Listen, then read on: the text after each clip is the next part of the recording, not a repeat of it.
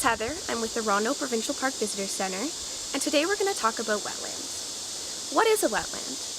Generally, a wetland is considered any transition zone between the aquatic and terrestrial. In Rondeau, we have two types of wetlands, both of which we're going to talk about today.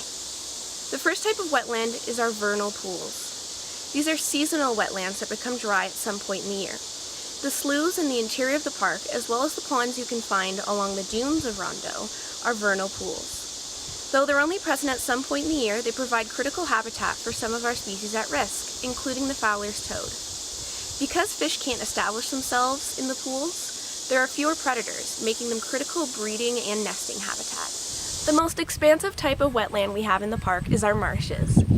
Marshes are characterized by non-woody vegetation, such as grasses, sedges, and reeds. That's different from a swamp, which is characterized by woody vegetation, like trees and shrubs. Did you know that our wetlands naturally filter out our water? Fast-moving water can carry lots of particles of dirt. This is a property of water called turbidity. When the water from fast-moving streams, rivers, and lake currents hits vegetation in the marsh, it slows down and drops all of the suspended load it's carrying. This ability to slow and disperse currents also makes marshes vital for preventing erosion and flooding. Wetlands provide other benefits as well. The soils and roots that make up the basin of the wetland act like a sponge. Wetlands hold water and prevent it from draining into the groundwater and eventually into the ocean. The plants in the wetlands use the water to grow and transpire it back into the air.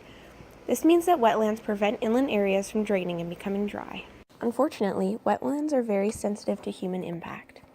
Most of Ontario's natural wetlands have been drained, as their nutrient-rich soils make excellent farmland. Human use and drought lowers the water table and shrinks our wetlands further.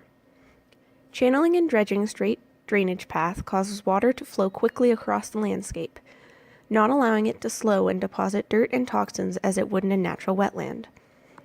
Runoff from farms and yards also causes harmful algal blooms and deoxygenates the water in a process called eutrophication. Deforesting natural streams and creeks that feed into the wetlands increases the amount of solar energy absorbed by the water. This can cause a dramatic temperature change, which makes the water inhabitable to cold-blooded animals such as fish, reptiles, amphibians, mussels, and insects. Luckily, there are many organizations working to preserve the wetlands of Ontario. If you would like to learn more about preserving our wetlands, look at the links in the description below, or come and visit us at the Rondeau Provincial Park Visitor Center.